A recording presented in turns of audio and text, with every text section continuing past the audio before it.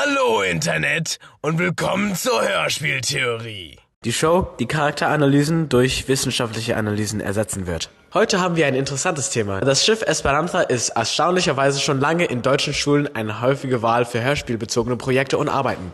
Das sieht man, wenn man in YouTube Schiff Esperanza eingibt und die To-Go-Version von Sommerwelt-Literatur To-Go aus Playmobil sieht, die 7 Jahre alt ist. Und laut den Kommentaren sind wir bei weitem nicht die einzigen, die das Schiff Esperanza als Thema in der Schule haben. Dann andere 7., 8., 9., 10.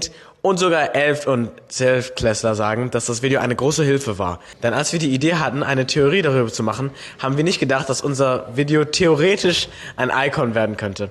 Na, wer weiß. Also wie schon am Anfang erwähnt, geht es heute um Axel Grove und wie er noch am Leben ist. Vielleicht.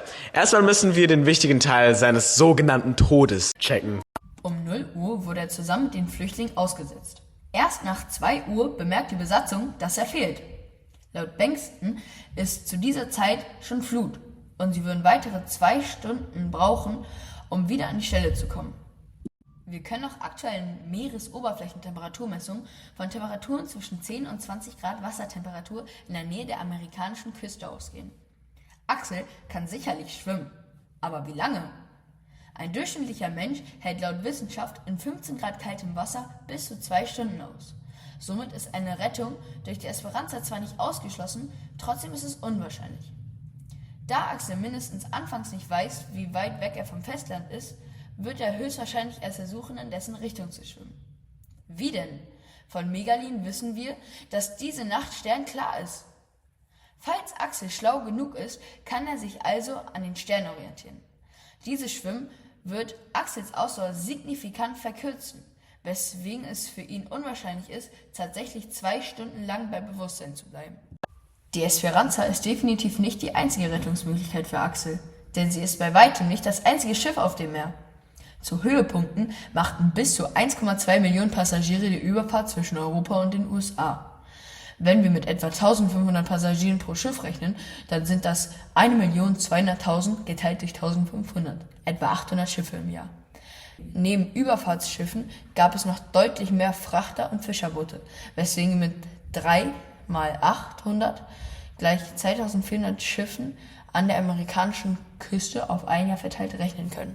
3400 Schiffe geteilt durch 365 Tage sind 6 bis 7 Schiffe pro Tag. Nehmen wir mit viel Hoffnung an, dass zumindest einige dieser Schiffe eine ähnliche Route wie die Esperanza fahren, besteht durchaus eine Chance, dass ein Schiff innerhalb von wenigen Stunden in die Nähe von Axel kommt. Trotz der ähnlichen Route ist es jedoch trotzdem unwahrscheinlich für ein Schiff, Axel mitten in der Nacht zu finden. Denn zu dieser Zeit waren viele der Schiffe auf dem Meer Dampfschiffe, also auch laut.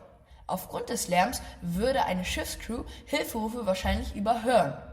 Außerdem hatten diese Schiffe damals auch nicht viel Beleuchtung für ihre Umgebung, was die Sichtung einer Person im dunklen Meer erschwert.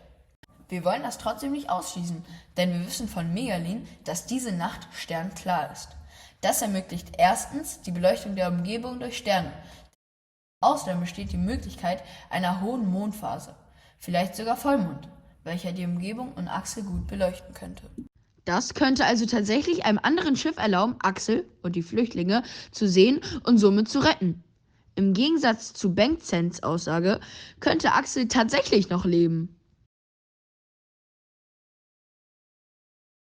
Aber hey, das ist nur eine Theorie. Eine Hörspieltheorie. Auf Wiederhören.